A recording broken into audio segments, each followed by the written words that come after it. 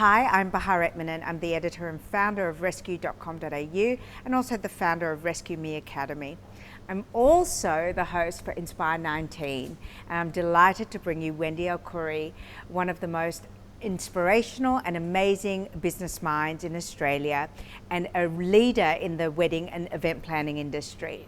I think one of the interesting things that you created with Wedded Wonderland was user-generated content, and I think that you were really a groundbreaking force in that space because you realized, and I think in education you do this as well, and in the way that you were an early adopter in that whole influencer space, you understood the human behavior of women and the human behavior of brides, and that naturally women like to share with their circle of influence.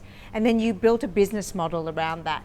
Can you share with me a little bit in the space of, you know, Wedded Wonderland and user-generated content, in the space of wedded business, and also with influencers, how you've harnessed that natural ability of women to be storytellers? So the storytelling, we see Wedded Wonderland as being the conduit between the industry and the bride. Yeah. And so we were constantly pulling, I guess, user-generated content from the industry, sharing that with the bride, getting that feedback, having her then tell her story, giving that feedback back to the industry, and we are the conversation. Yeah. So we see ourselves as being the center of that conversation and driving that. So we're constantly understanding, what does the bride want? What does the industry want? How do we get them to talk to each other?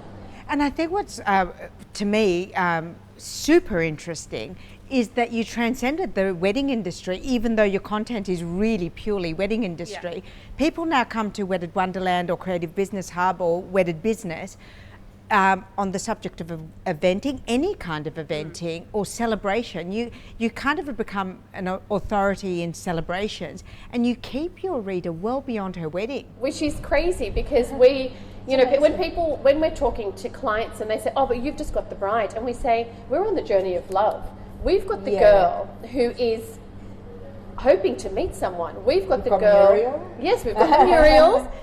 We have the bridesmaid, we have the mother of the bride, we've got wedding guests, people who attend events and celebrations and love being on that journey of love with that couple. And what you have to understand is the wedding market, you know, 90% of businesses are doing events.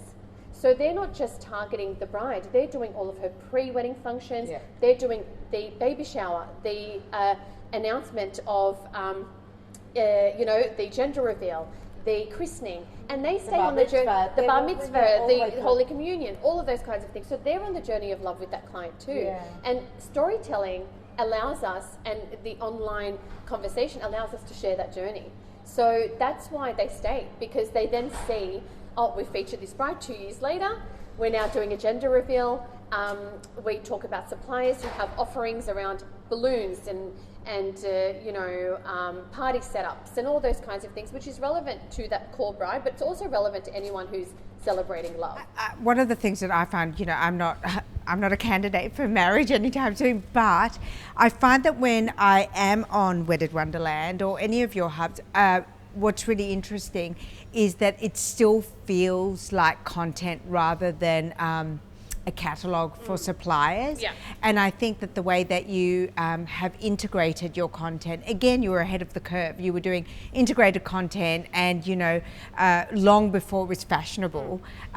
What have been some of the key learnings that you've had in what people want to see online? People want to be able to resonate with what they're seeing. And so is that polished or unpolished? It's unpolished. Really? Yeah, it's unpolished. I think that from a person who's planning an event or planning their wedding, what they want is to be able to connect with that business online. So when they go in to have a conversation with them, they already feel like they know them. And that's what Wedded Wonderland does.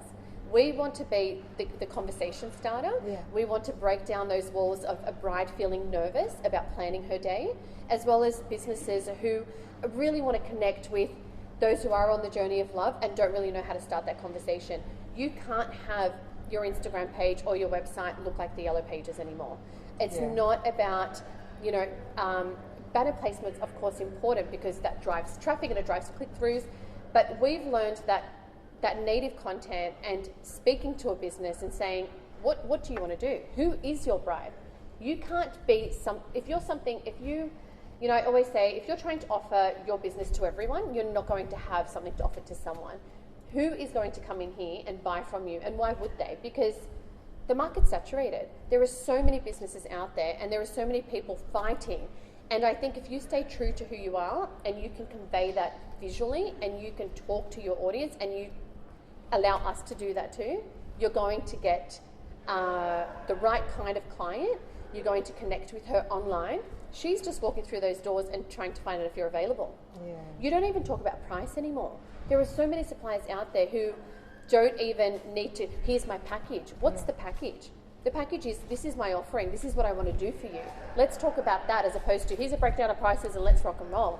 It shouldn't be about that. We are in an emotional industry. Yeah. We're in an industry of love, you know. I guess one of the things that I've always found really interesting about you is that you've taken that education approach, and you've certainly helped me, and I've come to you for questions so many times. But what do you do to educate yourself? I get educated through inspiration, and I try and educate through inspiration. So I believe that you have to be in it to understand, I guess, what the behaviours are and what changes are taking place. I look outside of the wedding market because it's very difficult for us to look at leaders when we are setting the trends. So at Inspire last year, which I was really proud to host and be a part of, there were speakers from all sorts of industries, and the audience that attended that event was so diverse, and certainly not all from the wedding or even the event industry. And I really appreciated how everyone brought their own unique set of learnings and inspiration. What are you planning for Inspire 19 that you didn't have last year, and who do you think can really benefit from attending a day like this, because it's really deep impact? Yeah. The reason why we host Inspire, and why we have Lisa Messenger, why we have you hosting, why we have so many phenomenal speakers who sit outside the wedding industry, is because these are the people that I look to gain that inspiration and that knowledge. And I feel like you can learn from other industries, and the only way you're going to grow is not by sitting in your own little, bubble and thinking, this is what the wedding industry is doing. No, this is what creatives are doing. Yeah. And we initially were called Creative Business Hub because it's all about creativity. It's about a creative heart with a business mind.